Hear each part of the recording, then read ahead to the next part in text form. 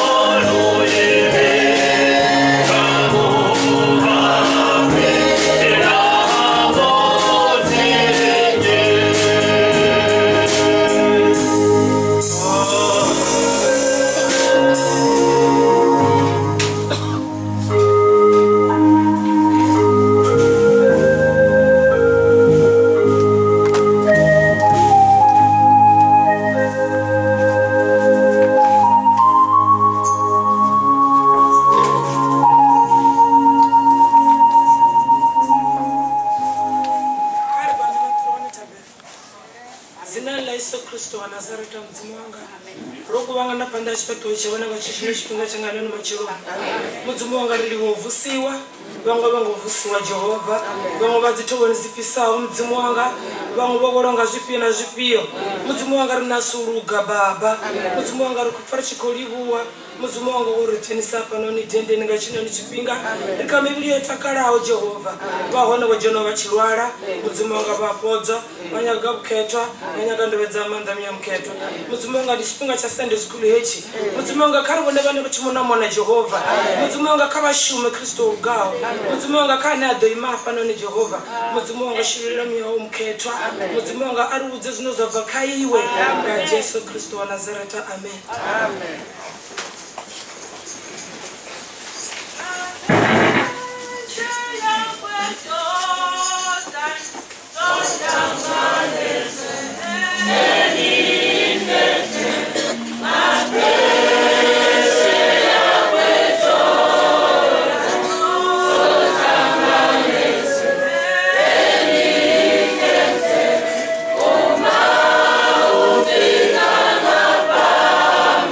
Wow.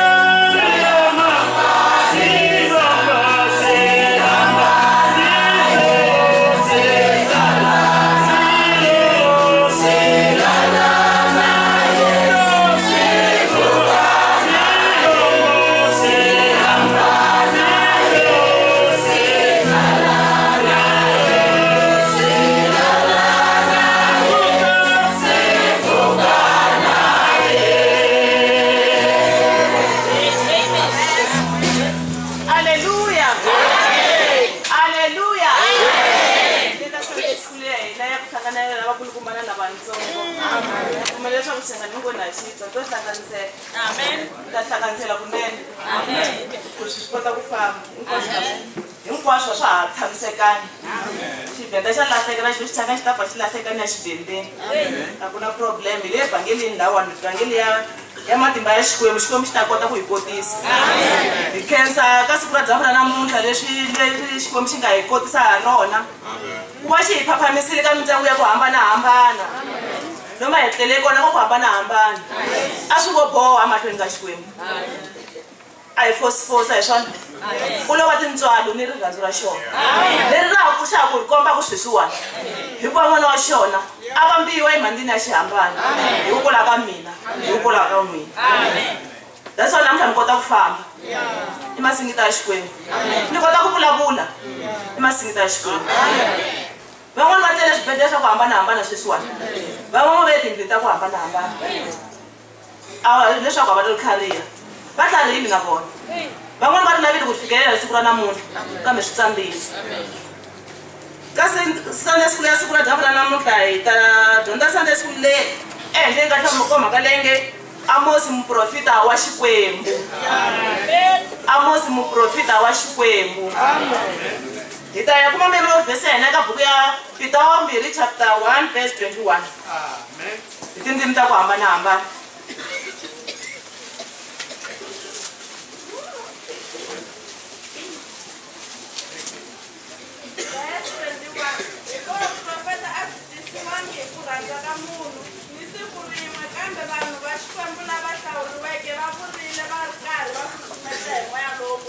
Amen.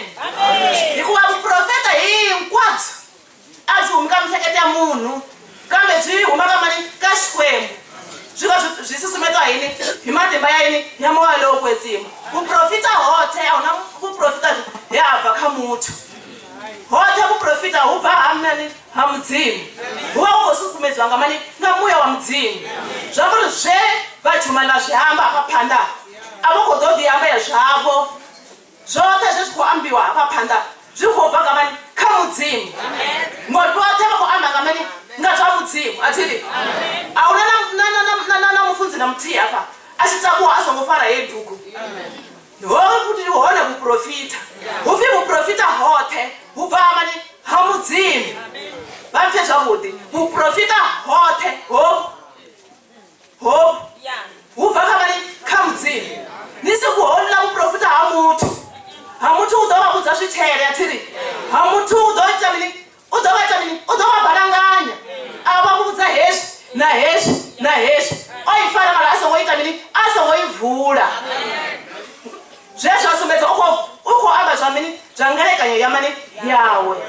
Vuprofita hoṱhe he ha bva hafha hu bva ka mani kha Mudzimu.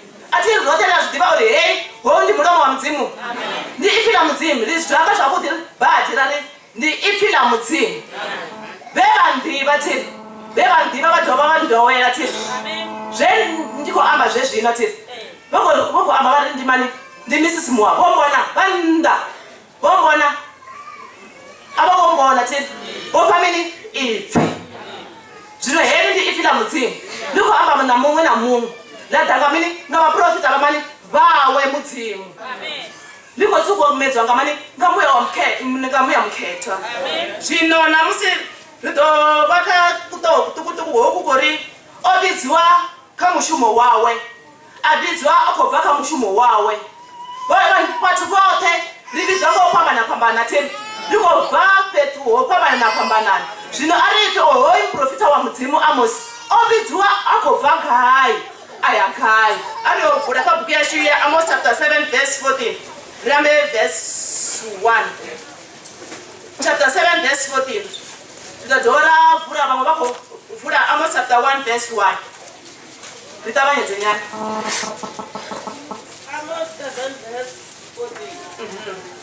Amos ya fhindula a amba na Amasia a ri thi muprofita nahone a thi ṅwana wa muprofita. Nṋe ndi mulisa ndi tshela mahuyu a ḓaga. Amen. Hone Yehova o mbidza he nda vha ndi na zwifuwo a mbudza a ri tshimbila uyo hwela vhathu vhanga vha Israele. Zwino ha ipfa fhungo ḽa Yehova iwe u khou uri ndi litshe u hwela vha Israele. Amen.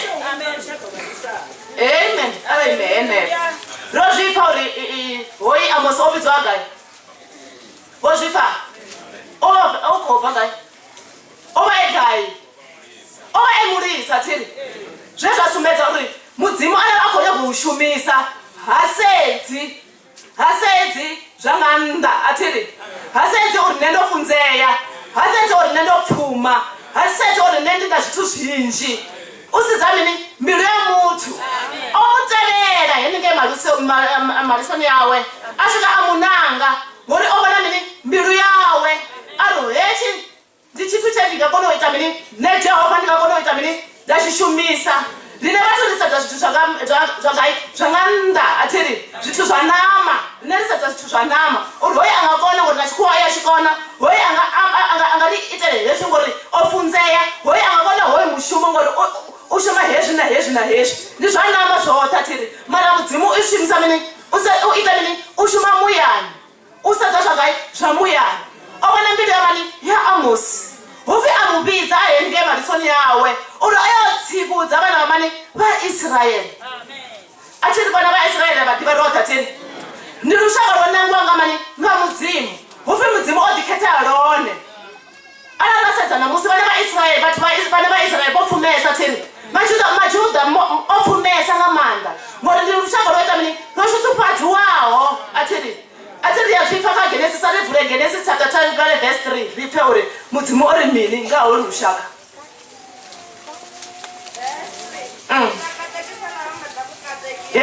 amen epo uvi ntakatekisa lava nga ta kundani lava nga ta kukatekisa huko ambela rushaka holu wa israeli luko vaka mani ka abrahamu nga yesu chipinga hoko budzwa mani abrahamu yesu obudziwa zvakuti uri ibva ka rushaka lwawu ibva nduni yako tsiyawe abrahamu aita mini atevera mani yehovha namusi ukobudzwa mani vone aribve kakamini kamikwa yashu aribve kakuitelo kwashu kwakabva mini kwabva ndirani kwakwanengisa mudzimu ribuyerere hagai hamudzimu ngori ndi mudzimu wamini wachiridzi ufera kutungu mudzimu kaiwa vhese yiri mini huvi mudzimu hatakazvoita mini ngorivaisa uye vaisara achiriita mini achirivaisa ariyovhura kabhuku yashu ya mirero chapter 3 verse 11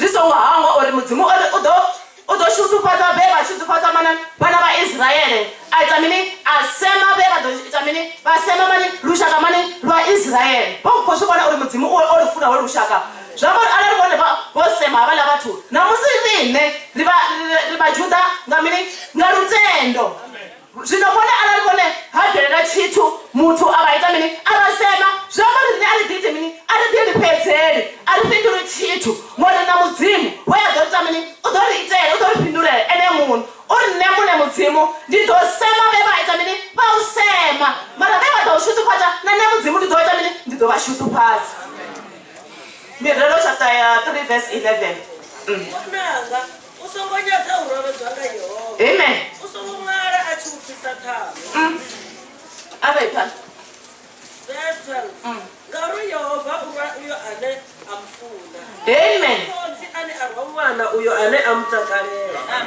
mutu wa mashudu ndiwe awana vutali amen ndiwe apfumata rukanyo ngauri ndi bindu line lafira la mali rupfuma upirisa nga musuku amen avaimenepo ndiko dzatisa apa uri atiri mudzimu uyo arifuna ufanira vana vaisraeri vofuniwa nga mudzimu atiri zvino rine ringatangana nango zvimwe zvitu savatu rikochera shangoni rihenenge madhakanani rikoita zvivi zvashu rikoita hezvi nahezvi lani mara mudzimu aritangana nazvimwe zvitu zvingaita namusi vone vodha apa vopfa uri hova madhende apa lani hova kuromotari atiri vana ruthupo rwavo vone kana vana mulwadzi henenge hayani zvingokoma mbilu yavo ukotodwa wona mulwadze kana ukotodwa ruthupo rwavo kana mudzimu haasi kutovashengedza zvapedzi mudzimu utokaita mini usokotovafuna vone uvafuna na thupho lavo vone apakaya mirero uri mini mwananga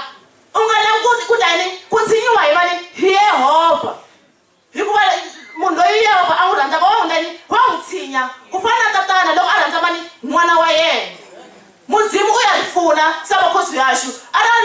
kwandilani miyanga ngori vamfuna una dindi phanda apha lani ngori miyanga vamfuna nendichiya heni ngedindini zviyavapa mbebo wanga aita mini ankokodze atiri ankokodze nango zvichivava ongokodze mubaba mara ena mune okongokodze yangori ndisongoita mini ndisongowele ningengori huna mini huna khombo ndidovaisara kana ndidofa. That is why bone namusi vana nditubhulenene ndi mudzimu kwatoda vona ndichaka cha mudzimu ukori mini mwananga ida vona vasedzi mudzimu ari ukhovadisa marwadze vona varwara ari mwananga ida ngohula vulwadze vone vaita mini vasasasipadhera vulwadze hanana mudzimu ari mwananga akotakisa mini iti vone vayagawe kavaprofita vaprofita vasvika vavabudza variita mini vone vayanga mugende vone vatoma uita mini pakotoma uita mini vana vhengo paula mutu engasiyene ndichaka cha mini cha mudzimu chikoteverera mani vone vasapfe mudzimu yaphanda mudzimu ndi mudzimu waita mini wachiridzi udiwabadisa yenyewe litupu ndichaka cha mudzimu zvino vone avaite mini avatevere chaka cha mudzimu avathe mbidzo ya mudzimu zvevona vatanga nazvo ahuri vone votokaka zvimwe ndizvikafutini zvashu uri vone vakona kutichimbira rorwonda zvinyaka mini chikafutini muri ahuna kutimbira usina mini usina mbuva mumwe namumwe una mbuva yawe kera vana vaisraeri vakubudzwa nga mudzimu ngori mudzimu oita mini ovona kuti hava vana vaisraeri vokoita mini vakokerwa ndirani yawe vakotera zvizimu hezviyedobhuomo ovaitera zvona vakerwa ndirani ya mudzimu zvino mudzimu ngori ndi mudzimu wachiridzi avidza mani Amosi muprofita wawe romubva ari neatova muprofita otova mutupedzi avavidzera Amosi atokonoita mini akonovatsivudza uri kadzindira dzepo nevavakadzo mudzimu utoita mini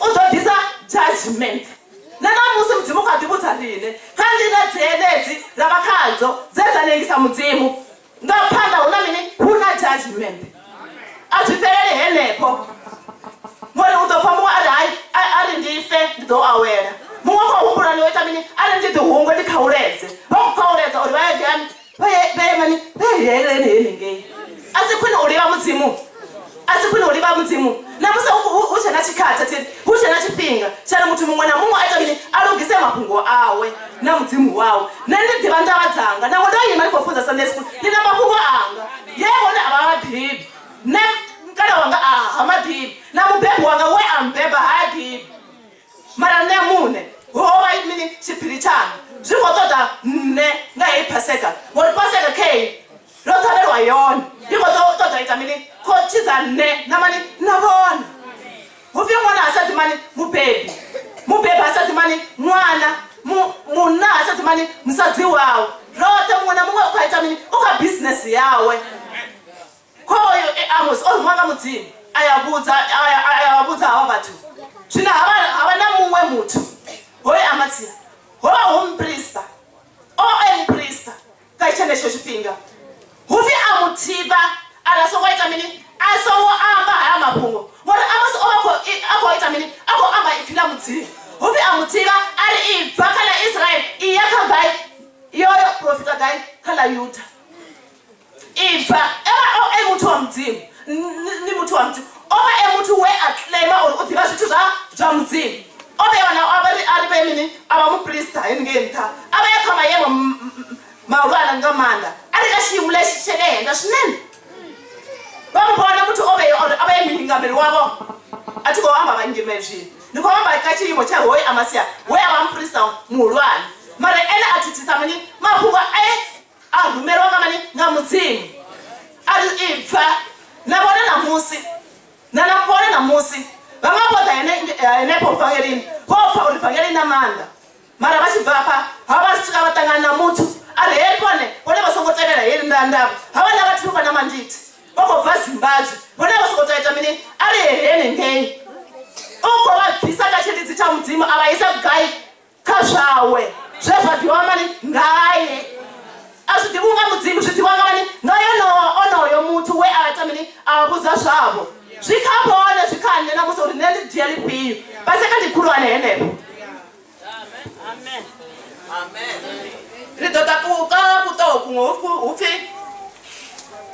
huko tota ya muprofita huko tota wa profita na musiri wa profita rina abateri vabodzura vagotenchana vako amba zvamene zvamudzimu ararisafi vaprofita ridofa vonyi kwaona mupfumi hufi achisvika henenge agotambura ola mupfumi we atambudza manamani naLazaro hufi atova usedzamani Lazaro zvino ari tata naAbhurahamu rumamani Lazaro mara henenge ishangoni achimusedza azamusedzi ava achijiya urehola Lazaro mutu asayatimini asadhibarei nazvino namusi zvithu zvavenge zvonyadzea ngamanda ende zvidovakakisa vona votosedza vathu vavo vava vayene ivhangeri vavona vasadhibarei vonyadzea ngamanda vari vhangeri nyaoneko amba nahola wamakakamera ina ndizvonezvo mudzimu uyazvo namushi uyasakoni mara okonovhisa vana vaIsraeri Ijipta vaisagaishango naIsraeri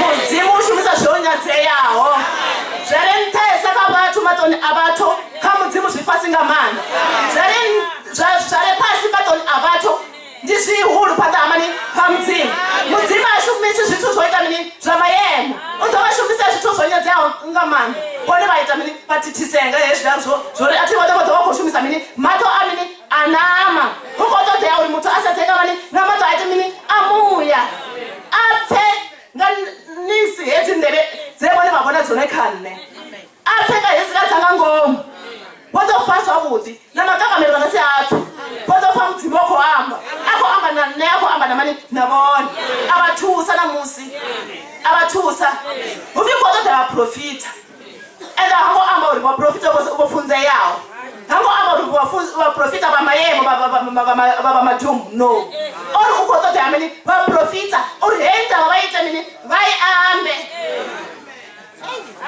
areka Amos chapter 2 verse 11 ritavanyedze chipinga cha mudzimu chido titisa chipinga cha mudzimu Amos 2 verse 11 kavana vanhu nodivusa kavana vanhu nodivusa vamwe vava vaprofita vavatuka vanhu vavakhetwa vanga imi vaIsraeri na atomboraro kani muraro Yehova amen amen apa mudzimu otamine ukoluveledza zamani vana vaIsraeri uri atongovusa vaprofitana uri vaibudza yeipungu atiri mara rine aritheteresi naoneka hela pungu lero hola chihetila dziwana helani Lazaro yova henepo sangoni yachira zvamutsiru bhati panda avathu yavatsiru yavona idziwana ngamanda mara muya yova yopfumesa yova ina ruvumwe rupfumo rwearivonari arivonari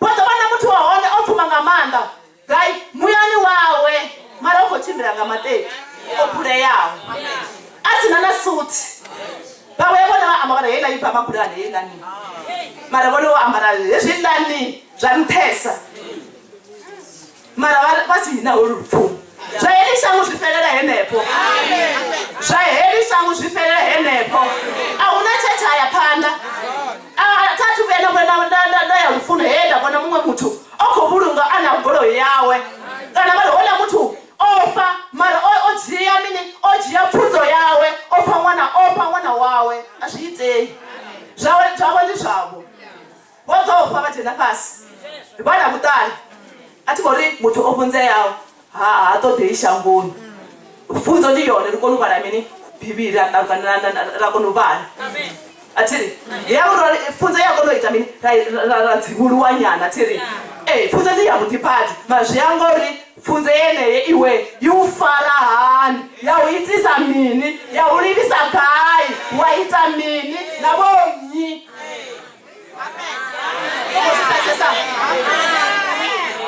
mumwe toraihola mutu ufuna ngamanda usora zvapfunzo nandendoya chikoloni ndenamba ndoya chikoloni ndadova ndapasa ndopasa ndaona dzidigiri mara adzikotuza chitu ndikonyagopinisa he pungo dada mini rapfunzo asi namute asi chitu chaichari risongoya chikoloni ari zvikoloni ava ndivepa a very good example nendingasikape example yamumwe mutu ndizovapa example yanga atiri ndaya xikolweni atiri ndaphasa atiri ndayisa phanda na pfunzo dzanga ndayaphanda hezvikori ndayaphanda atiri ndovana kukhona mini degrees enedzo atiri ndayaphanda atiri zvamari ndova ndikaona mini certification degree atiri ndayaphanda ndawana chimwe ndayaphanda ndayawana chimwe atiri mara mini mara hezvi ndodzura hena pfunzo yongotusa chitu nepfunzo yongotusa chitu ndova ndichizvikona hezvi yotangana inenge hayani ndova ndichibva ndohangori ndopfunzeya vaibona ipfunzo isina mudzimu itoitisa zvimwe zvitu wabva inenge waima patani wafinya atiri ndafinya ndaritombo ndikoyimisa namukana wanga ende vahone vazvidiva ndikoamba uri natadzidzi yanga iyohone ndimuchumari wanga vomashanga vazvidiva avasaitiveri zvovhuwa zvovhuwa zvakuti wopfunza yawo kwekona kupfunza aitusi chitu pfunzo is nothing avahangwe mapfunzo yavo avahangwe kamini ngapfunzo yavo no excuse panda mudzimba aona mini zi-excuses ahuna zi-excuses zvezvandzakadzi ati navebasadi apo vevari tsini ukoamba ngamike vagozvipfa ubva nganavuna vagozvipfa ende vakasihambi ura vongozvipfa zvopfara ende zvitovata mini zvitovaraona vone vevatenangahowe munango vasaiti chitu khombo kavo no excuses mori mudzimu ofuna shango zvingapangapa John chapter 3 verse 16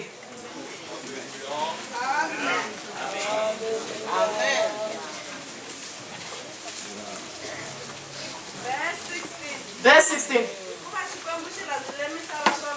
hikuva xikwembu xi rhandzile misava swonghasi nga ri mudzimu ofuna shango zvingapangapa aita mini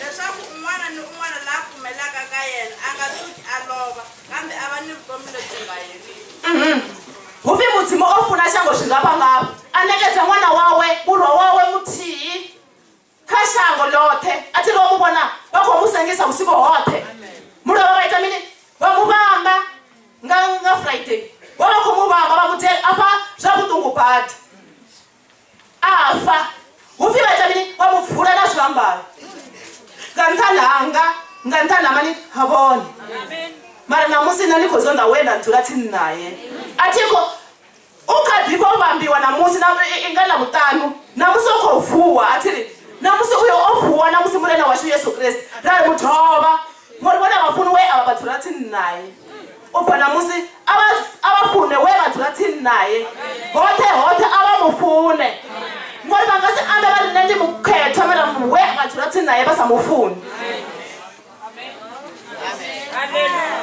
mudzimu ofuna shango ndivorina tiri arinengedza n'wana wawe iri rothe ara richitenda khaye ritemini riwane vutshilo husapeli ara rivoni vachihandetse namusi zvakori voko ita mini vodouya ufa na ufa henikeeleni ufana yechila xifumi hufi yechila xifumi xasvika henike xatangana na dzimu atiri xatangana na dzimu hufi no excuses xatangana na dzimu henike phanda hufi ahuhumeyi henike phanda wosuva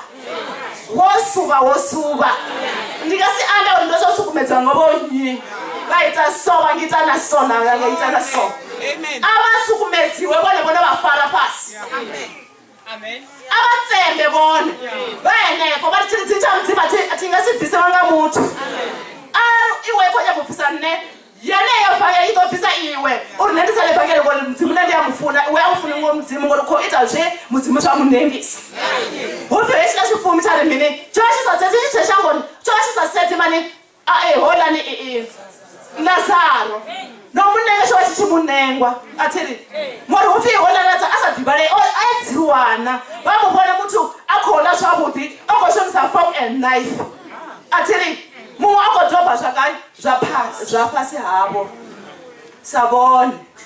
savone namusi a tiri va ri ne ndi mukhetho mara heningei haya ndina mushumi a tiri atina mushumi ndina mushumeni ngei ndala adova gona dziplate adziya tsalela dza zvene ndaita mini ndazvisiya navananga aputanga kuplastic atowa nazvo zvione friji zvikosina mara vanga vasambi chitu ngaye mara limwe dhuva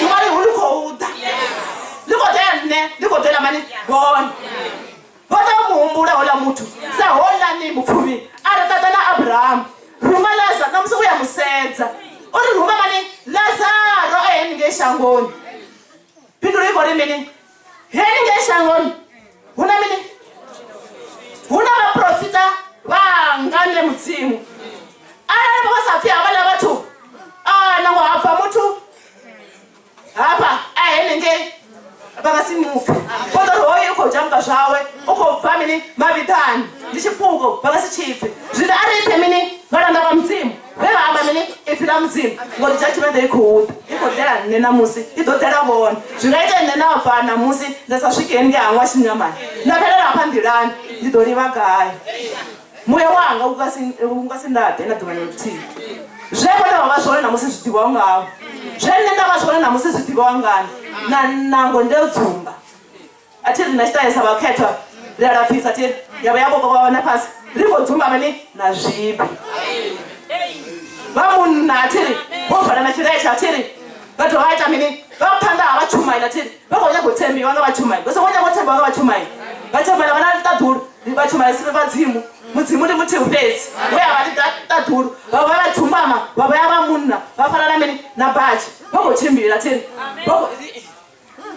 usomedza uri kuona vatitukupadza mari vatitukupadza panda mani havati avangotitukupadza panda amudzimu avagonya kuti titukupadza panda amudzimu avari chezvembo nevava nazvo namusi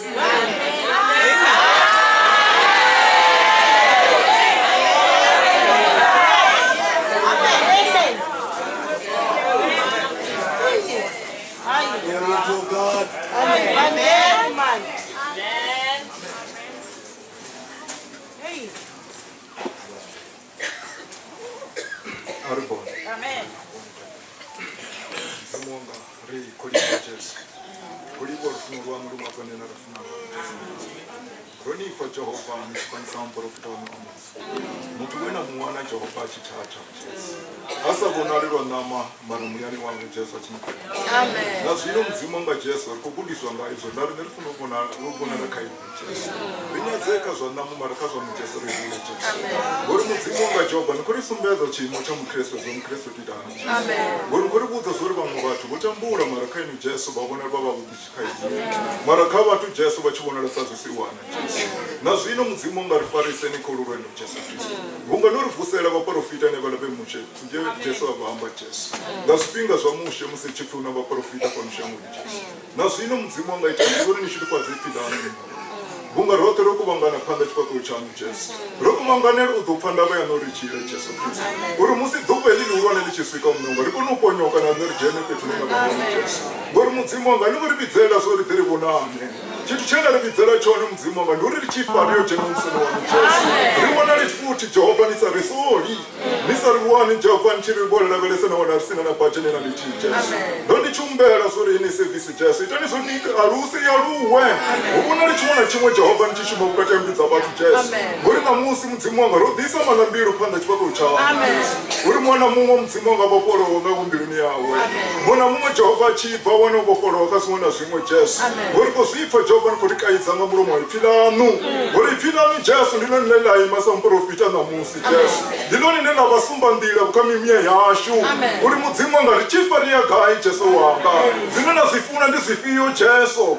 Uri nariruge msirika zichira Jesu Kristo. Uri kuzipa sori mudzimu wanga uchenuruga ngandani arufu Jesu. Riruga rikadiva kalino shango sori kono ukitaekana Jehova.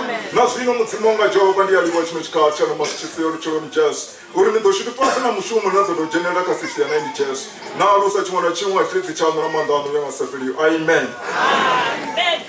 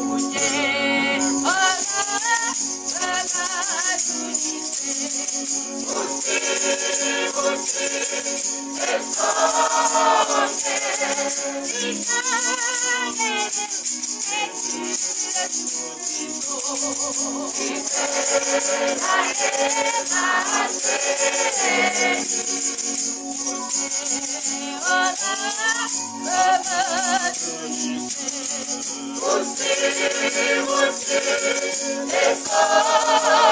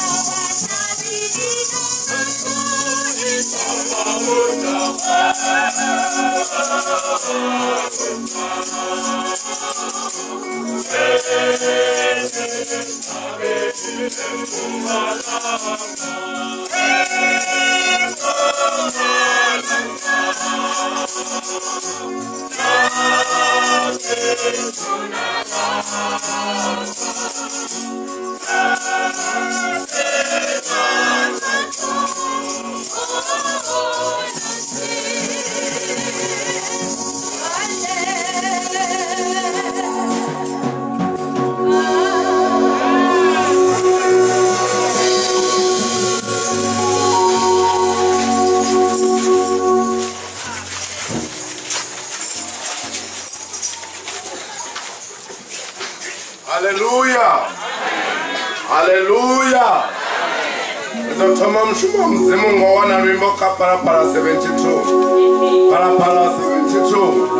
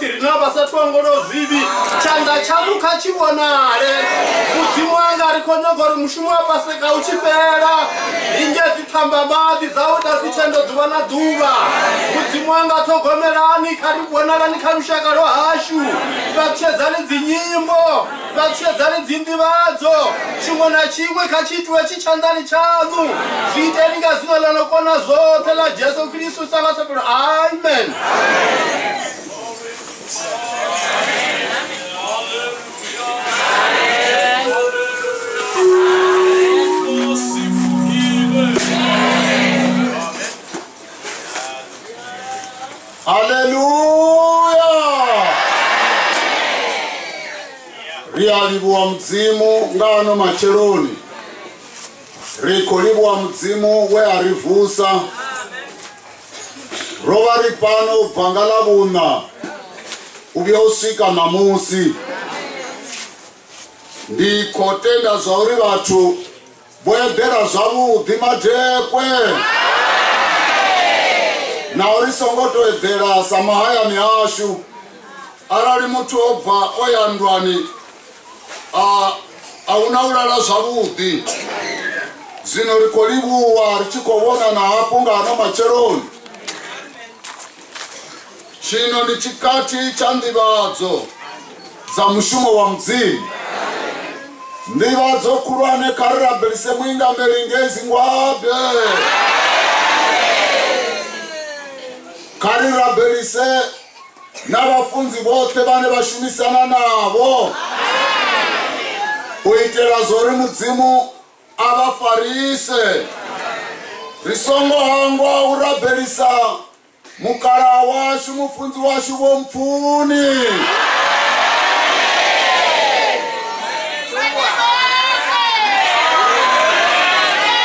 Musi richi ya zitaberoni risongo vasiyanga nda kari varabelisa ngori mushumo wote unerikobona hapa umahadhani havo. So zino richirabera kari varabelise na muta wavo na vana vavo. Uri mudzimu avapenungo yohwara. Riko libuwa riko toma ujena kazwe mudzimu azviita risatu toma musi chumero inechipera una mutangano wavaswa.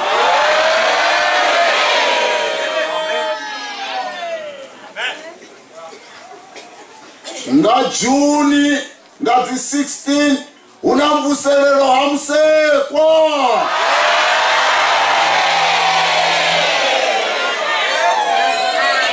Rikoitela uri mumwe na mumwe atuwe nazo. Nga 16 za Juni ridova rokuvangana musanda hamsekwa.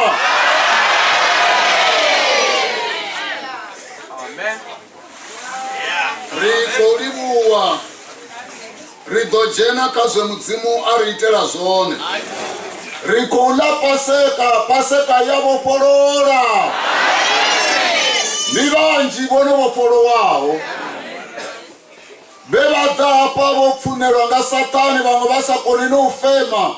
Maranga mulandu wa paseka vovoporowa.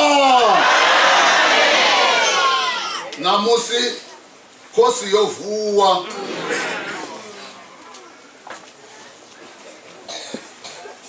Karife zve mudzimu ariitela. Vechaidzo dzaperiswa ndi vatanu. Boda pano vana dzitaidzo. Taidzo ndi malambiru ane mutu asalale noulala. Maranga mulandu wa paseka taidzo dzotuwa. Vofiwa wogoroi ndi vavili. Baba sina goroi. Maranga mulandu wodaka paseka hapa. Jesu avabasera ria goroi keyo. Goroi keyo. Navone vato zione zve mudzimu avafarira zone. Kavasenderere ngamanda. Patuchedzo yavo vadoiwana. Wezanda zvava zoputa, wezanda zvawe zvazoputa. Dzisaputuluwi. Ngamulandu wa paseka achidhapa ambodhiputuluwa ndi mutihi. Zanda zonoputuluwa. Navawe vadomangara achisvika zorina zotoitani noiwana ping'anga. Matina hai odhaka paseka yovoporora. Weava asali nama ya koromo ndi mutihi. Ovasokopfaunuka. Vamwe rikodhipina nga steak. Ene asali ovopiwa nga Satani. Satani ndi muvi. Omuvopa munna kana ni musadzi kana ni mtanga. Ziteiki zikonuka ene utokopfa ukonuka chika. Zino mudzimu womuvoporora. Ridolanaye rikolanaye. Arali ukozvipa wovoporwa umbodhila nama ya koromo apa. Urararisa tendi wechife vahone vadoukaidza mbuya hoyo. Wehafime awe vadodha evangelini ndi mutihi. Baba si evangelini maranga paseka vadodha evangelini. We afurupedzisa uri vadhuru vawe vadouya ndi mutihi. vavona ivhangeri ivuisana makorwa zvidhuru zva makuhani zvambodhiya nalo haningei mikukuni zvinonga mulandu wa Paseka Jesu vatoverera re makuru vakolira angeini mukeguru vonovudzwa zoti hai vadhuru vadovuya na zvino vachirabhera apa vakotoribwa vadovavona vachivuya. Where are okay ofolaho muhumbulo ndimutii muradze uvaravara sokuchimira kuvaravara vachihei uko yange uchihei uko yange maranga Paseka muhumbulo wokuyerera vudzuroni havo.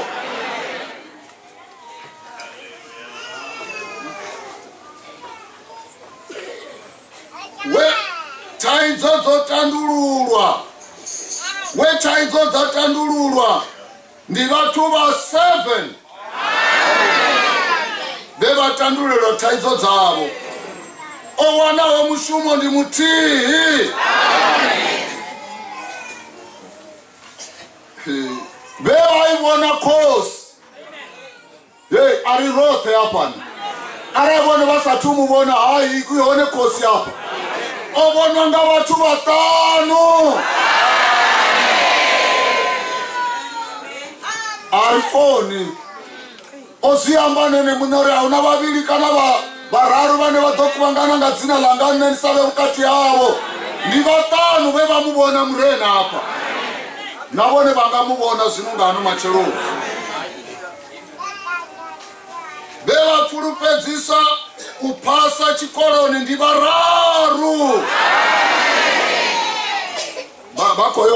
vakoyoambara digiri vadopasa tabhero dzopinduliwa 16 15 na mutii vetabhero dzavo dzapinduliwa nayavo idopinduliwa ngano machero wehafi meya vadodha vhangelini ndi mutii musi Paseka ichipera ridova rinavo mukeguru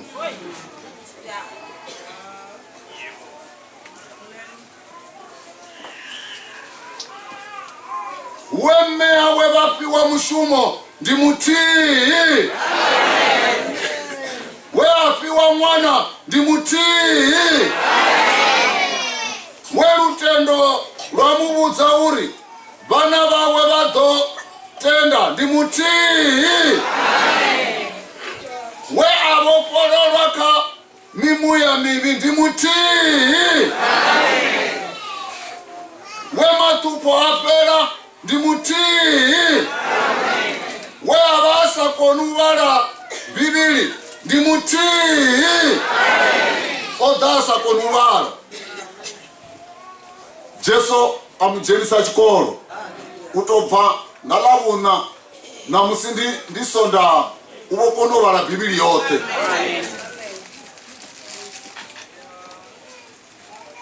wekotsi vava vachimutambudza zvinonga Paseka ino upfi vadovuya ndi mutii naene wekotsi vava vachimutambudza vasamupina cherede vasamurumeri arodha apanga Paseka apa achikolira Paseka yamuvoporora yambodhiyamba na mukara hange vakovuya ndi mutu mutii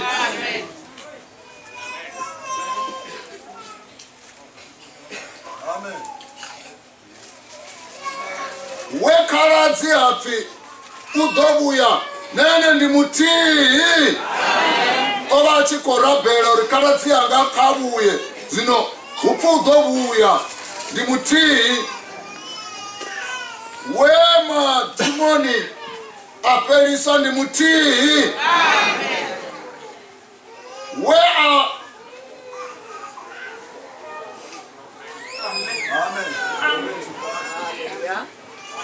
otanganyisa mumwali yako weafulupedzisa uri vana vadovuya ivhangeleni ndi mutii wofatuchedzawo ndi maumi maviri 125 voforawo 56 vatu vevada vachikorwara vowanawo discharge maumi matanu navatu vatanu na mutii vopora voda vachikorwara apa zvino vopora weapora bp ndi mutii ovana vurwadzi ya bp hai ti vamwe vari ndi hai vari hai ngori mutuone adina reya ndi kakati zvino vambodhiri ndi hai vamwe vari ndi bp yokunda dzin'anga maranga apaseka apa ovopororwa navo vamuchingera kudzitonga vamwe vatu azvichavhuwa hai uyu jesu uyu voforawo 8 ndi vaviri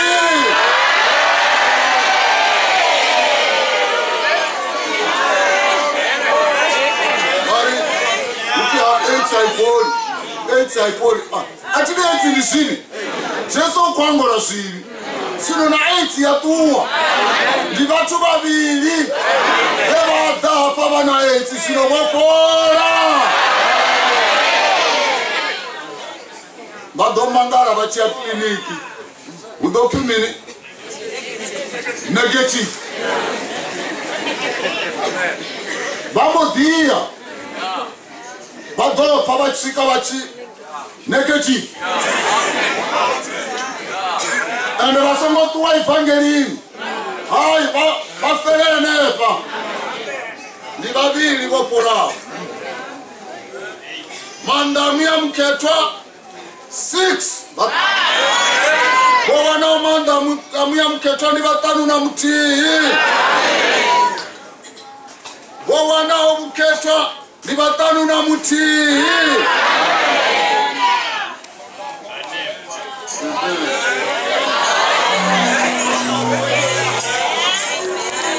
paseka yavoporora vevadhapa vavaita zvivi zvino vohangwerwa ndi maumi mararu na mutu mutii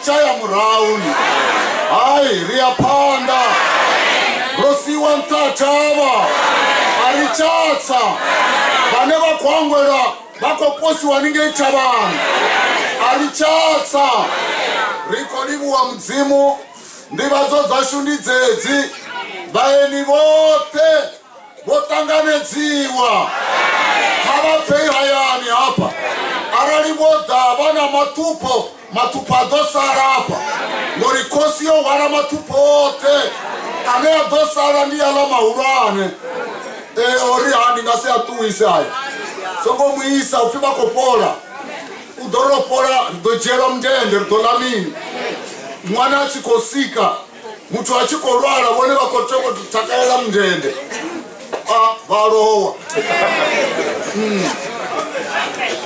jesu ukonyakopodza vone vari vakatabira zori asongopora ngori rilangayo vala mumwe achikofa karirare na ndara ropora mudhi wote nauri achikohora cheredi ya mundende mara rikonyaga achipora rikorubve hoyo muyangori vamwe vanawo rikorivuwa ngano macheroni ndivadzo dzacho dzidogumenepa arali dzimwe dzione mukara vahone vadopirisa zosalerawo Amen. Shimelo ine ya tovera itova wanenga tuatlo.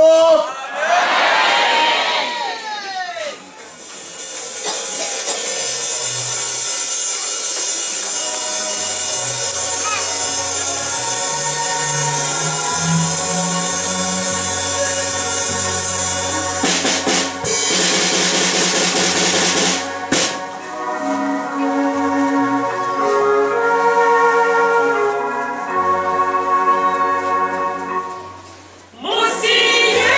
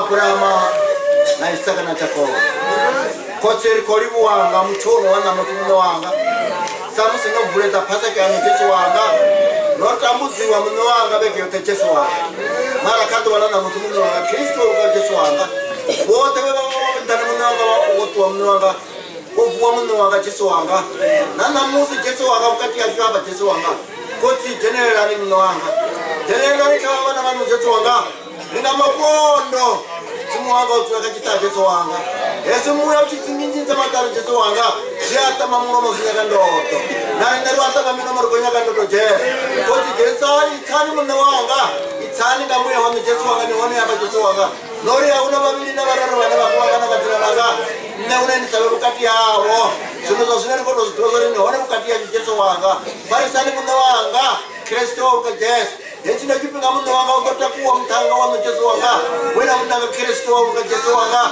achiyamanda bayano Yesu Gotsi yanga ipani bayano muno wanga Rozu wana gale na duwa musimu wanga kuhara jipambano Kwa muno wanga nikobuyo urabila Yesu Simu wanga Kristo wanga Yesu wanga Hata murumwa Ajitofata duru Yesu Adani pamanda Uri kotsi ya mureno wanga nipone jipambano Yesu wanga Nana musimu wanga nikasi kwa nuchimbira Ale muya mkedozo vota Mwanga utiseni Yesu kiwa batiwa Yesu wanga Nikori uwa shuku kwa zemini finano Yesu wanga tina lamu Amen Yesu wami uyapila inaweza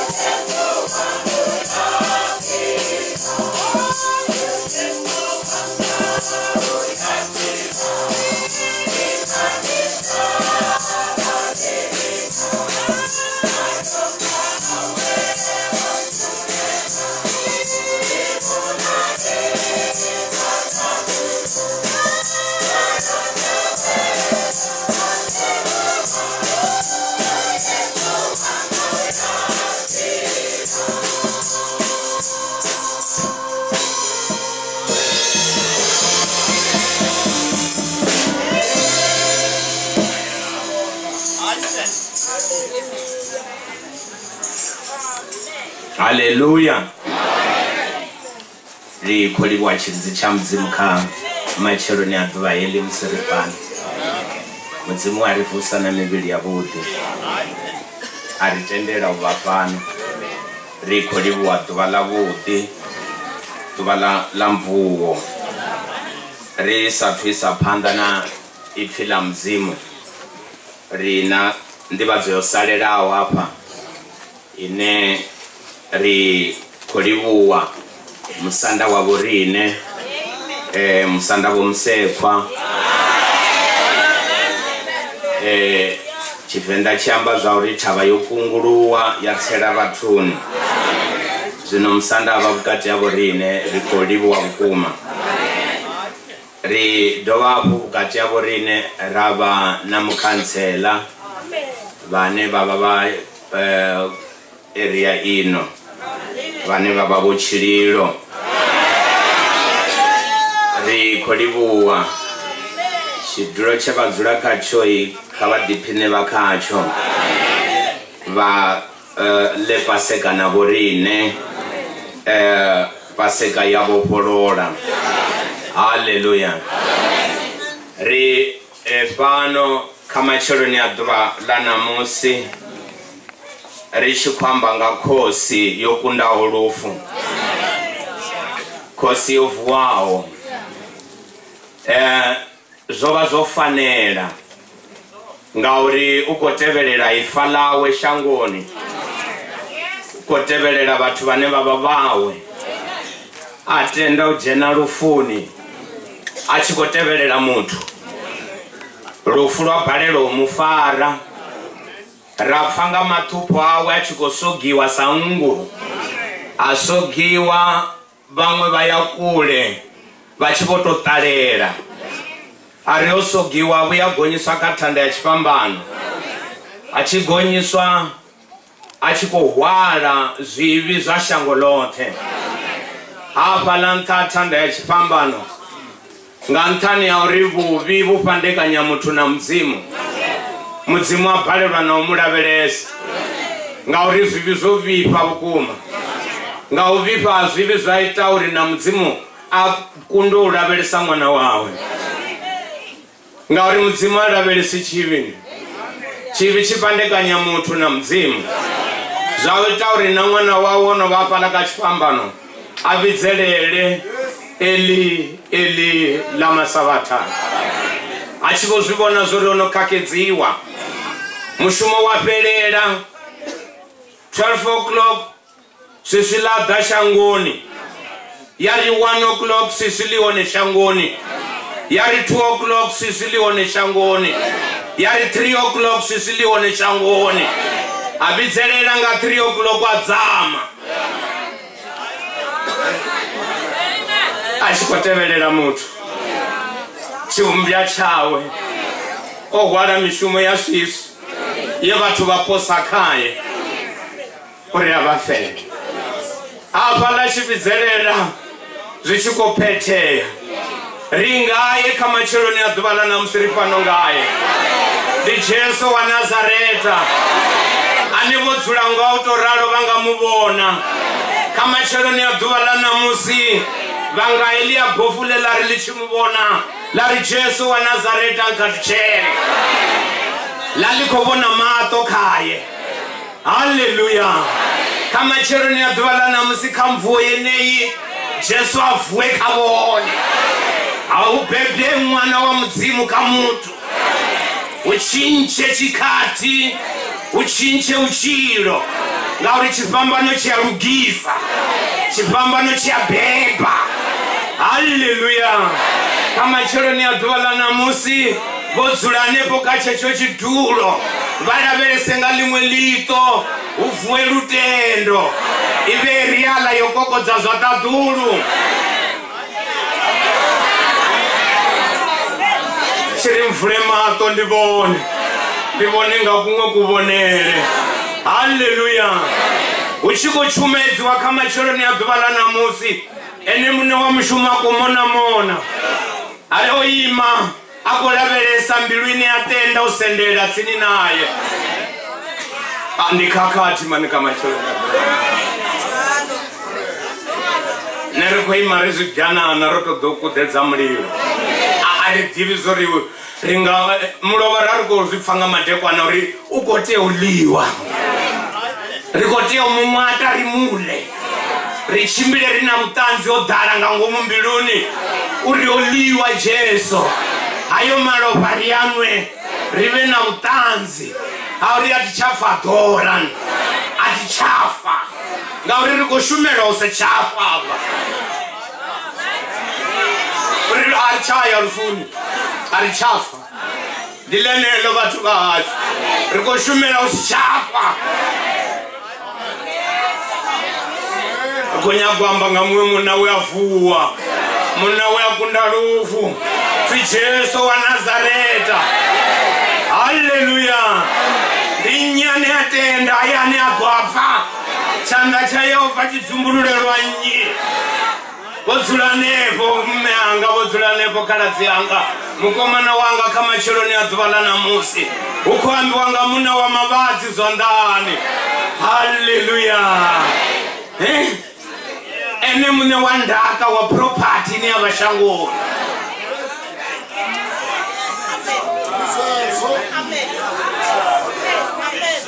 Matthew 28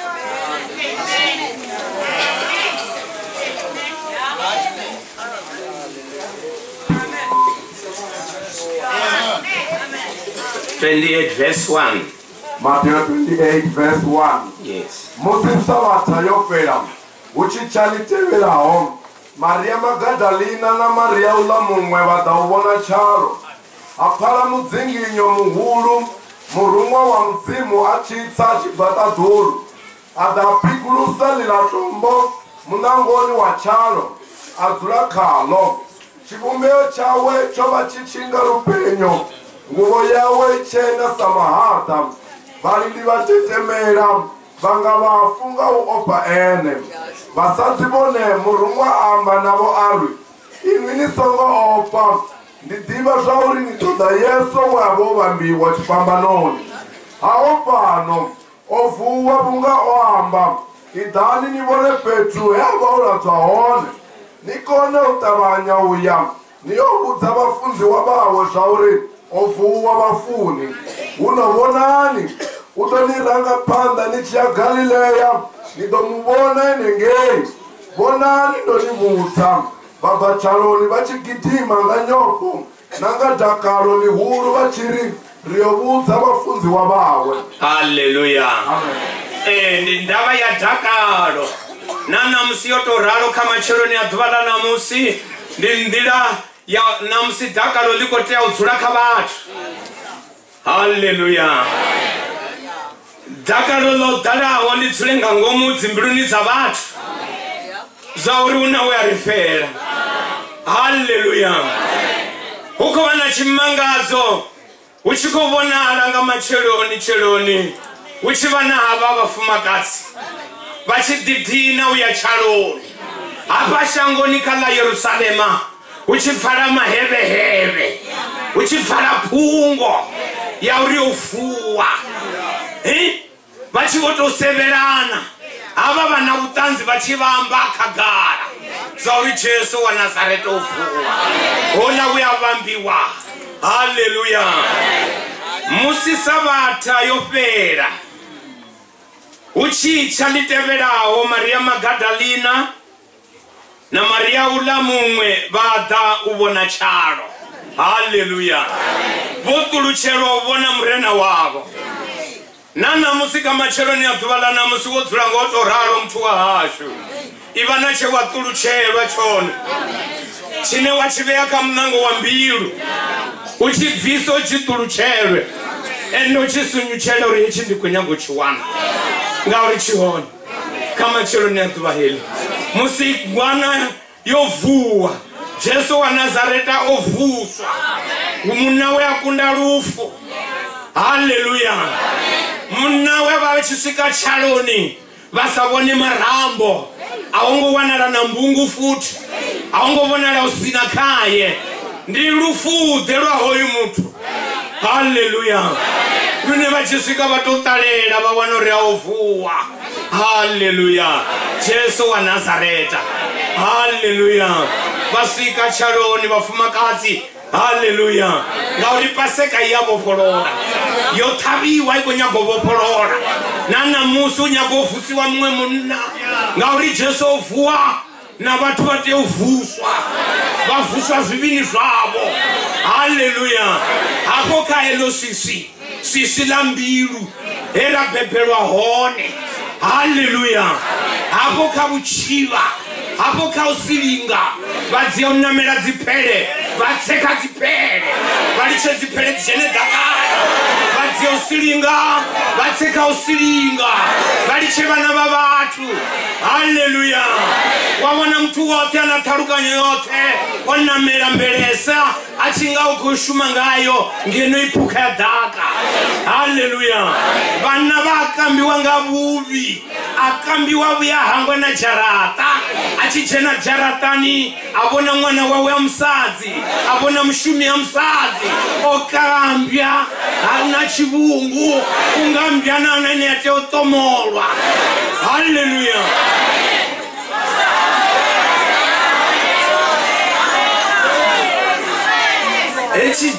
Chibyana na vachivona chichituku. China chibungu. Na vatu vana chibungu. Chibungu ndi zvivi. Chibyanana nga chibungu chiaonda. Chibyanana nga chibungu achilizwa buti. Mune wacho teoita mshumu. Haleluya. wautomora chivungu uri chibyanana chikwate chivungu changabva chibyanana chiyatakala. Haleluya. Nanamusi vatu vodzura vakushengedzwa ngachivi. Chivi ndi chivungu chikuuvala chikuvatsonzwa. Oh, daimwe ngwana Jesu wa Nazareta unyagotomora zvivungu. Ezi zvine munhu namsi akushuma wawanochenruwa achingaongodhora namapfurodhora. Wawana mfumakadzi wote ane ashuma achihora. Haleluya.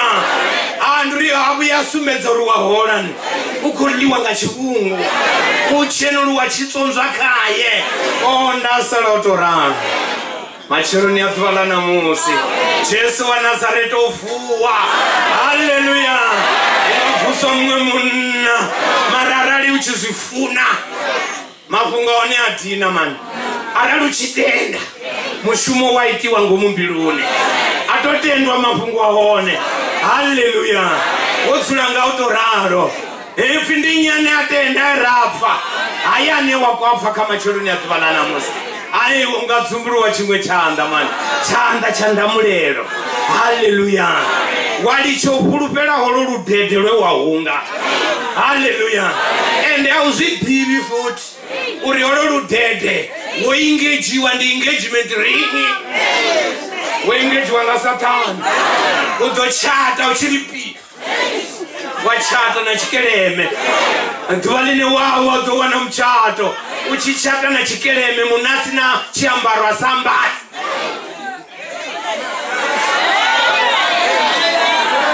vamuteverawo ndi vathu vasongo ambarawo vochatawo naye avambari ende ayani yawo ndi chivasoni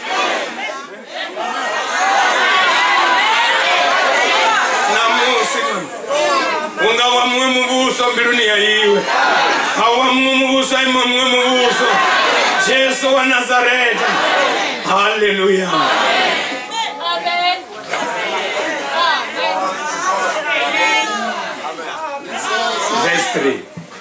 Verse 3. Chivumbeo chawe chova chichinga lupenyo nguvo yawe ichena samahata. Verse 4. Yes. Bali ndi vatetemela vanga vafunga opa ene. Bali ndi vatetemela vanga vafunga opa ene. Vobudziwa zori kava yolinda zvinokuita achimangadzo cheva vasongo chilavelela ukuvuwa asafarunga rufu ukuvuwa asadivi usina ndiri zvino ukuvuwa pa murumwe kubva kadhulu koyovhura charo ukubviswa tombo. Haleluya. Nanga macheloni adhuvana namusi atidivi zori nditombo delela uvharera apo kaecho charo chine wavakacho apo uneiwe ulazva charoni ufuka zvanepo ngangomu tombo lela vhara atidivi zori ungava vuvupongwe wovhalelwa nga vukuruku wovhalelwa nga usava na ngoo wovhalelwa nga uriwe walumbava wovhalelwa nga uriwe mutakati wasilinga chivona vana vavamwe vapfura nga zvipfura wovhalelwa nga mini namusi tombo lenelo lingasudzulusa dzimbiluni dzavathu kamachelonezvanana murumwe ose abvisa tombo nanamusi tombo lingabva mbiluni yawo. Haleluya. Labviswa tombo. Haleluya. Ngauri uhapo ngangomuwovokwa so. Haleluya. Uchibandidi upongo usafuni wanwalo usafuni waederanda usafuni waliwa usafuni usafuni futi. Haleluya. Vati vaziya tungupadza mani muna wote na degree zote na majasi wote. Haleluya. Mara ni chivochwa chibandidi una tombo lofalaha ine mrumwa na msiangatsu alibvisa neka apo mbiluni yawo. Haleluya. Ngauriwo wovhaleliwa. Haleluya. Ungatomuliwa nepo namusi mani kamacheloni atubala namusi. Haleluya. Filamzi mlare na veiwe vena vanofa nizivini zvanu. Haleluya. Anganifusa kamacheloni atubaheli namuchirera. Haleluya. wangavuswa udobona nga kumwe kubonele. Hallelujah. Wangavuswa udodibana mambarele. Hallelujah. Na lichani bafumakadzi balwane na chimbira no ambara dzi SMS special mini skirt.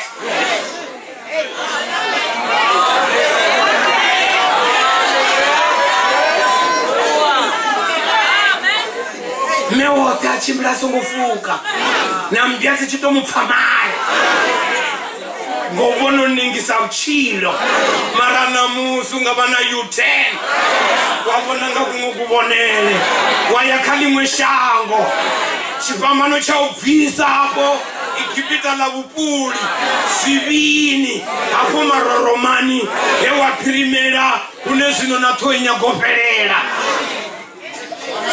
wabviswa. Hallelujah. Wangabviswa hapo hapo kaelo tukipirima nene wabakalo wabona ngakungukubonele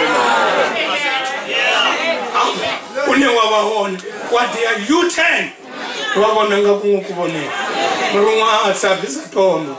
Hallelujah. Achimangazo mani kama choro ni atubarana musi kapaseka yoto rali richikwambanga muna weyavuswa muna weyavuwa. Hallelujah. Satani achivononga ndione ndopedza ngaye yotomangara uri unani akwenyagomwatela shango lote muvili wawe uri vamule vonomula vari kudzula yani vachihumbula mani umbrangazo muya wanga muya wanga umbrangazo ero yanga chitabero soterera imapala panda umbrangazo muya wanga. Hallelujah. Otsanga otoraro uhumbule zorikaiwe una mutu weatsula nevo anenga limwe la matubozo tomo watuso faralwendo mwana sativilufu aneochinwalo okulira uri yesu sine vakhonyitisa atingatendeliwe mthini wa mzimu onevotsula vakunalwa vakutakaza muvili ononi marone mumwe mwana nango mukavone asativilufu aneotsula apo ukolira ukolimbrahayani nepfaone ende ongotamba kone vakumulavelesa chivasoni onokotamera pasi maranamusimani kana vangatotakatsiwanga pele chipuka chataka vatakatiwonamera pele vavi vakutitakadzangamira nauripeleto vaisa chivasoni machironi ativalanamusi kasevhisi yotoraliyo zvino rine zvibyanana richikuhuba vakala vaurane votsula pasi vangaita U10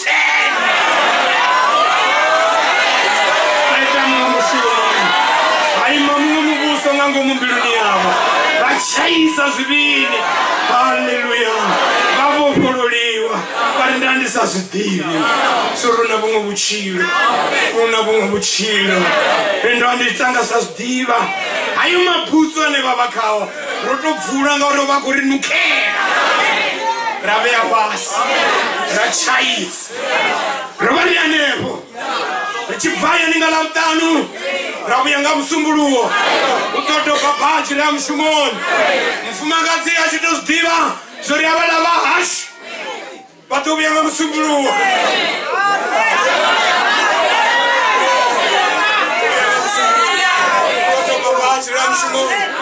vana vachikoro vavafumakadzi vasho from grade 8 to grade 12 rianepo richikoepo nonga ndione rikotipina mazina akona una munhu anokuritadza kurirashateneriwa mutini wa muzima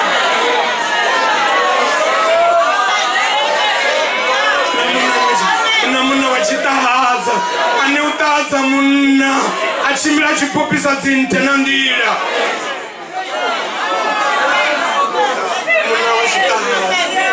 tadza machiro avanna fanana mbya yofara mubuda iye chiurwisana pasi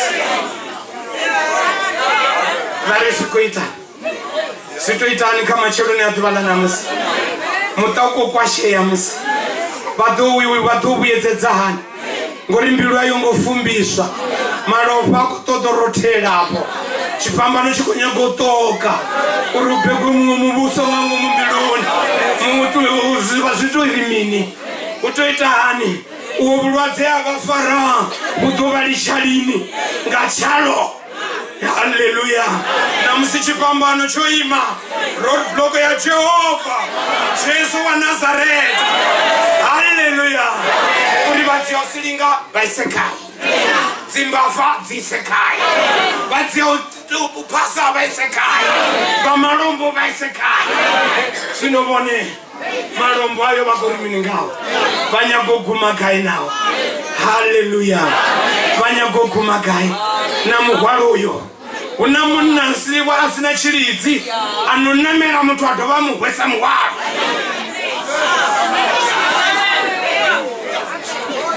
Namera mutu adova muhwesa muhwaro anaskisi uvadhenga apa vachikufarira ngapa vadhenga apa vachifarira ngapa vadhenga apa namusi kamachero neadhuvala namusi ovuwa uJesu wami uyapila kusavani uikasi lake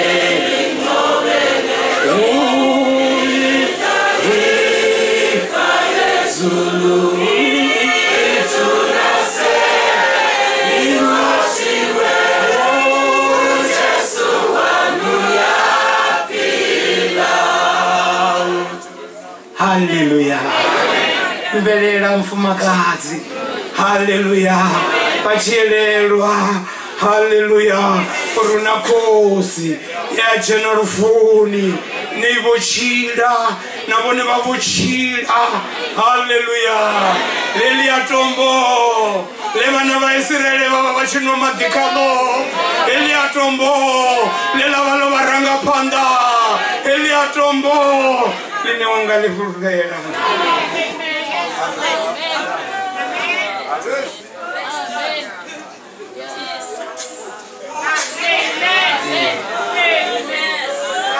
Machelo ni adwala na musi. Verse 6. Verse 6. Haopano ovuwa munga oamba idani ni vole Petru hevola tsoone. Haleluya. Amen. Kopna mrunga. Haopano. Haleluya. Ndiye Bible 11 verse 6 nsongo yakayo utobala Bible 11 verse 6. Amen. Hallelujah. 11 verse 6. Hallelujah. Bible chapter 11 verse 6. Nauri mudzimu hatakadzinga sina rutendo unovasenderawo mudzimu chavo uvo utenda zvauri uone noutenda zvauri vamutodawo utovanemalamba. Hallelujah. Hello fungu vovudzwa zoringa murava matuva mararu ritovuwa. Haleluya. Vatimatima nanamusi vachikovudzwa ngambia yotoraliwa ndikuvavudza ngauchilo ngamumwe muti wemumwe muna onokomvolwa mato auvona uchidza unena kuti ausvika kawo Jerusalema walini na lini ari achiuvona Johani echitanga zimene cha Patmosi aumona muti wotamiwa Samuselo otonderwa muna wawo ficho wale izvi zvinowakotambulera zvonevona muti oyo ndikovavudza kamachero neadhuvala namusi ndimbyandotorali ndipano uri una vumwe vuchilo andamulero yalini nalini. mune vavuwanai auchena vulwadze one mune vavuwanai auchena ufa mune vavuwanai vatipinda lwalini na lini ava vasatenda vakonuzvima shaloni haleluya avo pano ovuwa haleluya nazvino angavuwa mbiluni yavo kamacheloni azivana namusi jesu wa nazareta ovuwa uvuswa haleluya jesu wa nazareta avo pano arimenyana sevisi ino nikatitia ugogozi katia panda haleluya muro wa mzimu haleluya ngaicho chipinga apa shangoni vazvipfa vala zvari ufuwo ula haleluya vabvisa mari uyorenga valindi uriyeni songoamba mapungo aya zori ufuwa haleluya zvenezvo nanamusi zvikati vazotoraro ukaona urengana uri ngoi songobva nerikochumedza ngoyo hango lwazvivi uri mune wako nochira asaiti zvivi nochira volumulwa katamula vuri kwachaisa chote apo kalo dhamu lisina mikando linewe wolifara haleluya walumuliwa kailo dhamu haleluya kwachaisa kwachimbira uchimberera dzadakaro uchinga vana vaisraeri vachibva Igipita iwe uchikobva Igipita lavuvi uchikoliva mudhini wa mdzimu haleluya havana vana vaisraeri vachikola paseka ngori paseka yavo porona ita chimwe na chimwe nazvino kutsinangotoraro paseka ikuita chimwe na chimwe zvimwe totozvimangara uchisvikaya niwawana zvolukiswa haleluya ati mangara uri ndova ndichiraranga achitaera ndichitoma ndaposa mumwe murenje ntambete utowana zvoluka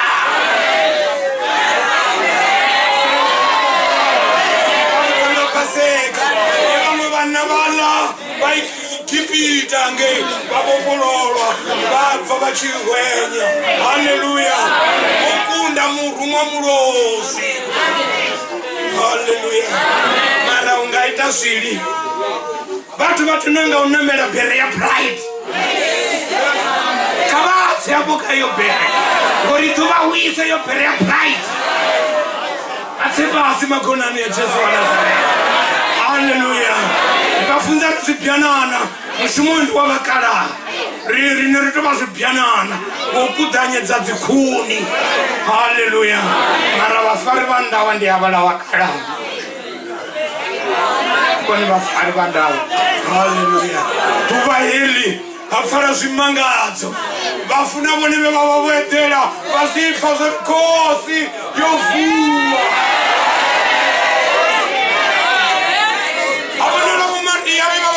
voluka navone vakuhwenya kazitarata sajerusalema vakoliva mupini wa mdzimu vakadzimwe dzinguvo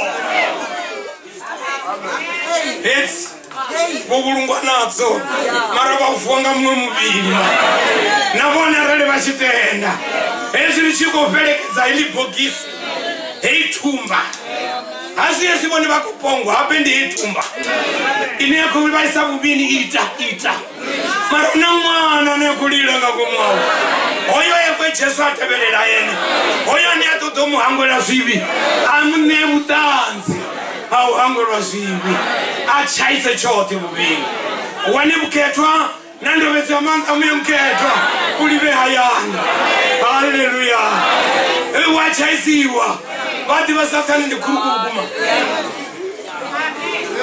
yesu danikati vavuvini ndiko kwasha muta wa mumwe munna ndoambara na kepisi ndotiya na ovarolo uvusiku ndichisvika mutani mufumakadzi ontendera uri ndidhe usiku munotova kushuma ndichisvika ndichiri ndaa munari ndaa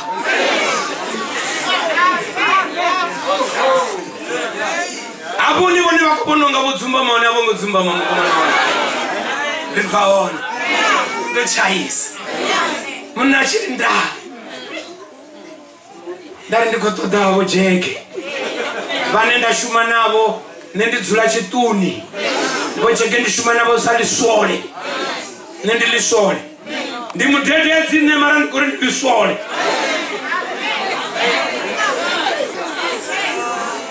kamuita zvivya unango avavoni navana vavo vone vachivadhiva vatodhiva zvori baba vazvipanga manda uyo murango zvino chevahwala icho avavoni zvori vofuwa chimwe chifuwo chisafuwi ndi chivungu chikoteya utomorwa ngati chikovalwadza sikakaona muna kutotavojeke vadzorera nganepa vondaidza masinari arikavadheni vasumbezi chimvisa ndajarata chindi vagone nganepapo atupangaiti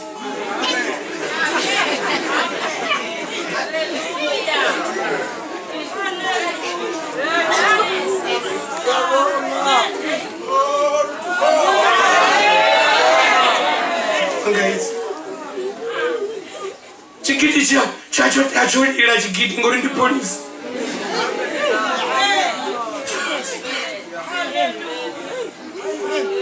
chacho tacholira chigidi ngori muna wendi polisa maramvisa chiratania vanga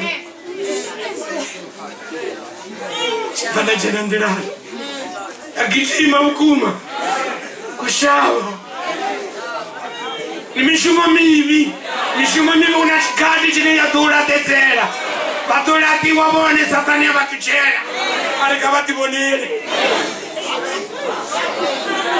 vativonere mara namusi vakuvutsi ngamachironi yatuvala namusi musi Jesu ofuwa Jesu wa Nazareti anenga pekwa ngangomuzibuluni dzavo Jesu namusi ukotota imwe mbilu inenga fuwa ngangomukaya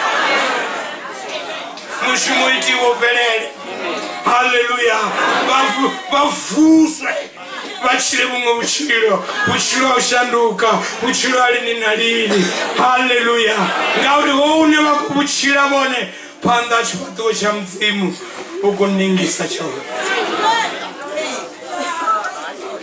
marana musimani Jesu angapekwa ngangomumbiluni yavo mararali vachizifuna mararali varingizvaela kereke vohumpana na litatu ngauri rinyeri kuvasogera kandira yo haleluya vonewo wachacha chevahwala zvigubhu vachigidhima na milambo unolukamini mativani vanga vasaliwana ngangwena vakuhwala zvigubhu mulandu unolutete chevaluhunga kutulukamini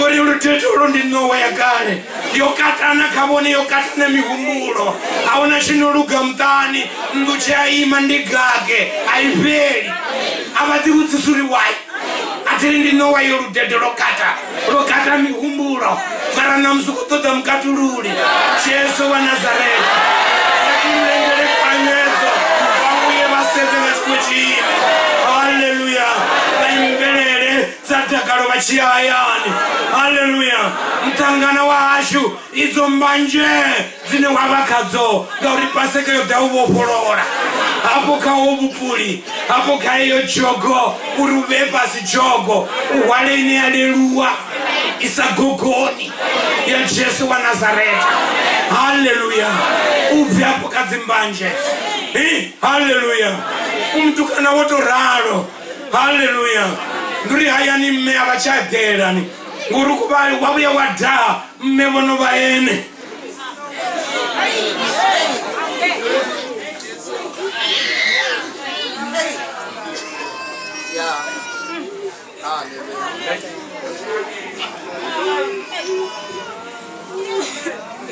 haleluya verse 7 verse 7 nikone utavanya uya niyovudza vafundziwa vavo zvauri ofuwa vafuni unovonani udoniranga panda nichiya Galileya nitomuvona inengei vonani ndonivudza Baba Chaloni vachikitima nganyoko nangatakalo lihulu vachiririyobuza vafundziwa vawe. Haleluya. Baba Chaloni namusindiduva la ubva zvaloni. Haleluya. Namusi vanana vafumakazi vabva zvaloni.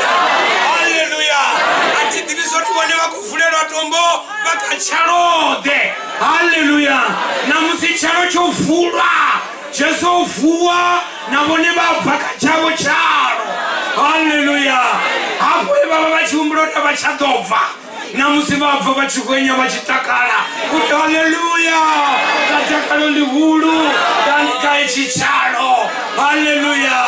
Vakana vakutungura vapfeka chalo chotungura tombo livhure vabve apo ngauyasiya havo asione ayani ndijere apo.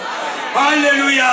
Namusi chitokisi chavhulwa muchumedzi wavalave vavange gena vabva vote. Jesu ambari ndonewa manda ngeita dhulu napano pasi manda oka Jesu manda oka madhimoni manda oka midzimisiri inevone vapasa. Haleluya. Nabuya nafarana vana vanhu navaita chidzimu navashijela lirombo. Haleluya. Nachiya vana vanhu. Haleluya.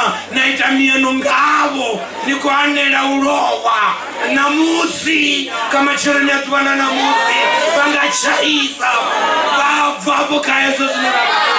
Haleluya. Valicha utota valicha nowa dzatuwa kama chironi atuwa hili vabva Chaloni vachikuihwenya ngadhakalo lihulu avafunupa menga upa munako vatambudza vakunyakutohwarelwa riadwadzi ladhahayani upa munako vatsvenya chelete vasiaviwi. Haleluya.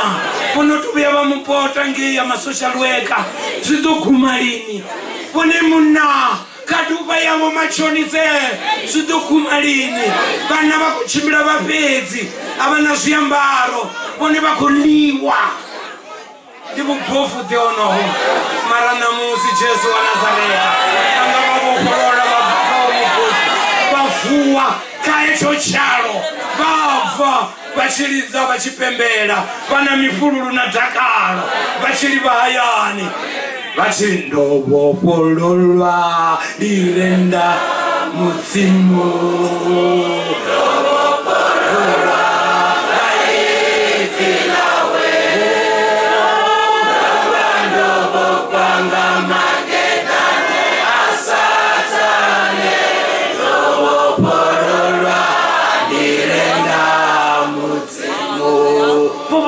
Wabone munobu pololo achivodiva hayani achivodiva navana achidiva mufumakadzi una uya mukwasha mubvisa mavende achivomusedza zvino chonova chiponono chawe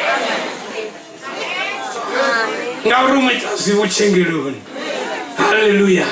Ungachibhyana nechida china chivungu chine chakoteutomuliwa ava vazvivoni zvorivone vakakatini arali vasiya chila chitanda chamaine nagoro yachadriveway yapanda yadhiya U10 vakoteverera chitanda chamaine.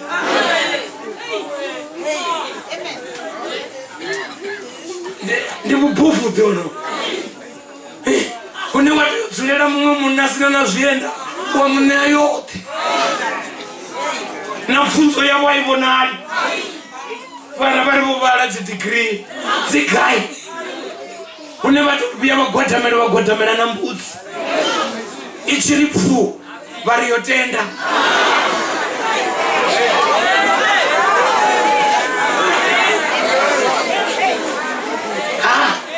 Ndivubofu dhono kune muti wotoralowa vudhivuti welidzathulula mufuna ava hakuvavoni.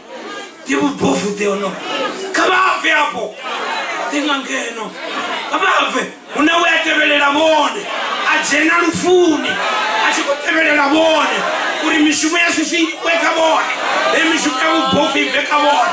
Haleluya. Vane vachiambara vone ngamachononi vakuambara vari ndidhova vaisa unyi chimbilera uvona shangoni fumakadzi wote. Haleluya. Una dhuva lineyofika yatori pfo sachikuni chojena madini chichibvo sonoreka vono vapala zipatela kakutirikota. Haleluya. Uchiruvhura lito la nyaga vafari uchiakama muromo wa nyaga vafari uchiakona novitselela mati mara namusi ka Jesu wa Nazareti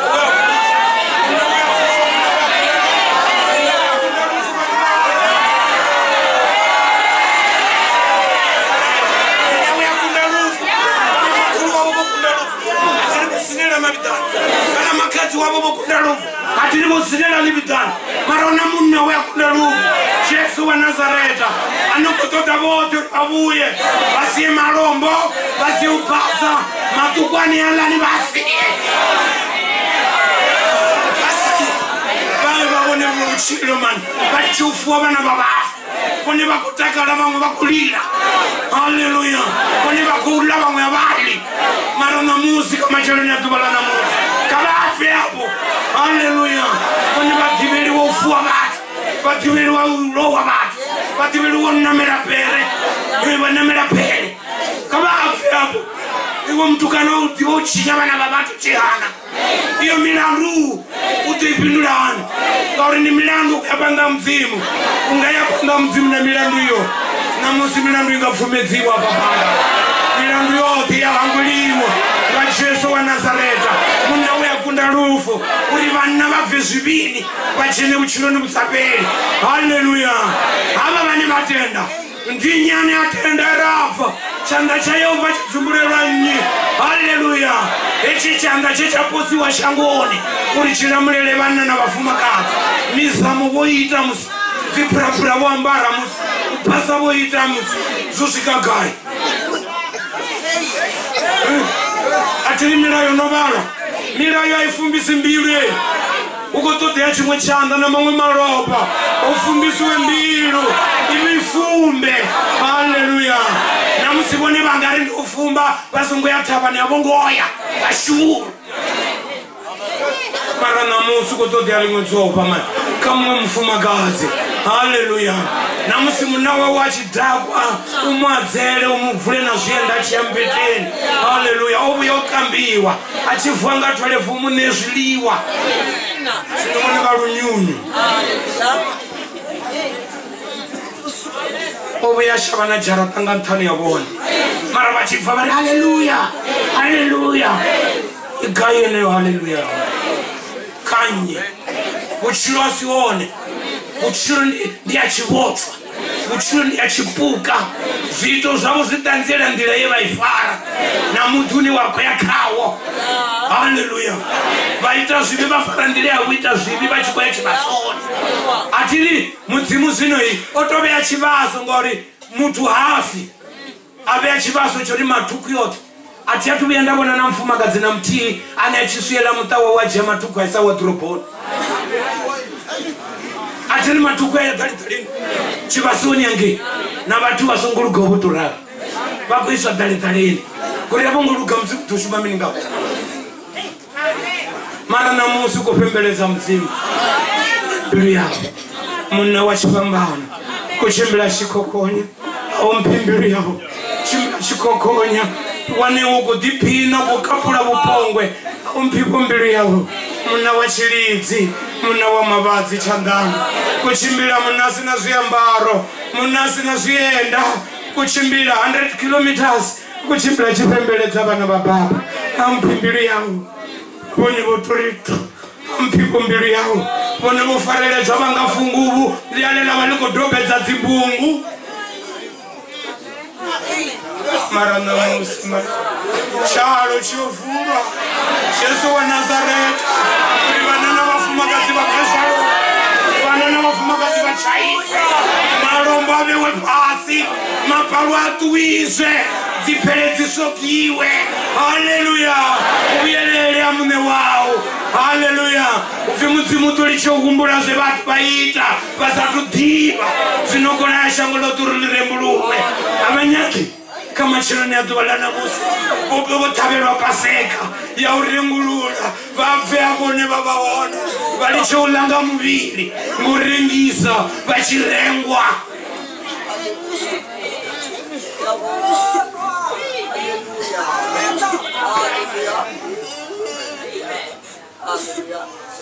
pale verse ya base 1 Peter chapter 3 verse 16. Chapter 3 verse 16. Uno niralo ninamulenda na nyoko luvalo lwanu lulahuti ulikashine banyamberera bashone basolaho kuchimbirere kwanu kwa buti kwa Kristo. 17 verse 17. Ngauri utupiwa wotonda arali mudzimu achinga ufuna zvichiralo ndikwine azvingi utupiwa wochinya. 18 verse 18. Upana Kristo obuya afela zvimikati olugala afela basungulugawo uri arise amudzimu obulawo lwenama uchidzo lwomuya. 19 oralo oyayo funza na mimuya irekotoni 20 yekale isitende musi usafela mbilu ha mudzimu olindela maduvani anu ahe musi uchikolukiswa ila mulungelo ye ajena kayo basi banji ndi urito 5 bachidzwa bava madini. Hallelujah. Amen. Libo wa chinthu cha mzimu mukaritendele mushumo watu vanana musi wa uvuwa pamurena wa Yesu Kristo kunyeledze musiri chikwamba nga hapa oti vana vamwe vevava vachikuimisa vachita svili nga chipinga cha madzi mahulu ange navone vanga vavodzulera paseka kadzuvanana musi kamacheloni anoni musi vamwe vachikuvhuswa vachivonana vachijena mudhini kavani vakutenda zvino mushumo uchikuitiwa wapelera ngango mudzimbiluni vachikoteya uri vajene mudhini valivuwe Jesu wa Nazareta wavafere. Haleluya. Ufi na Jesu Kristo eni mune vasongo wangoza uri Jesu siwa pana kachipambana Kristo eni mune atsava vuni hangi vudzula vafu Jesu sara kachipambana eni Kristo atsa vudzula vafu otevelela hava veve ngachipinga cha madhi mahulu avasvikela vasongotenda. Haleluya. Sinovone mushumo waitiwa kachipambano woperera uri nyina nyaise. Haleluya.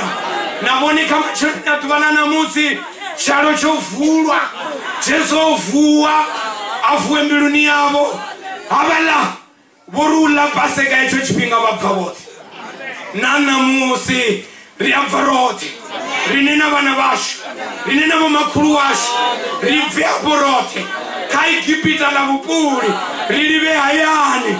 Haleluya. Avala vochumedzwa vatenda vakolwa vapuluswa vachidzwa. Haleluya.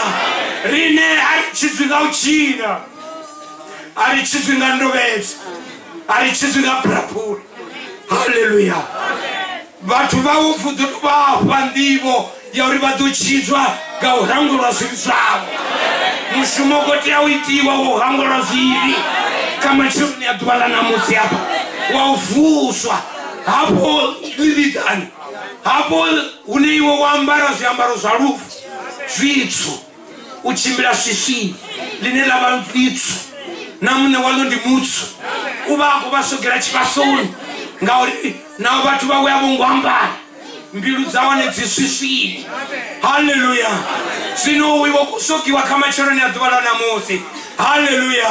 Ufi vachidzwa vabva avatodubva mianga kamachironi yaduvala namusi avatoneta idhani yanenoti noneta onolemelwawo nenditonirula avanyokurula uyo muhwalo zvivi zviyalemera mani. Haleluya. Haleluya. Ezivone vozvihwara zvichikuvalemera vachi vakuchimbira vangava vokondema ngenova mutu vanotoima zvavudi rechisedza vakara vavo rine rikwana vachipenya mani mara kari yosedza zvikrepe shangoni yange vakara vane vaitana nava vasho vonova zvikrepe vochaisa volindera ngauya scrap yard ngauri vohane pfila mudzini mara namusiliko chumaidziwa ibvapo newavahona. Haleluya.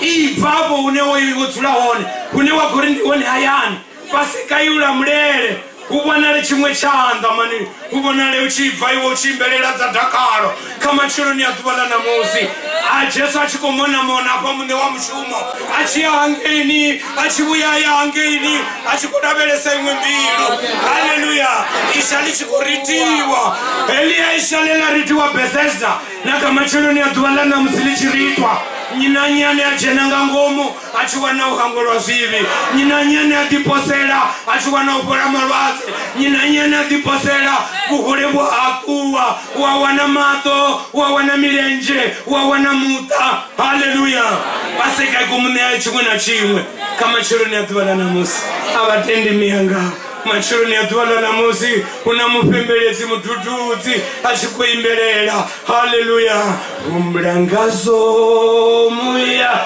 ga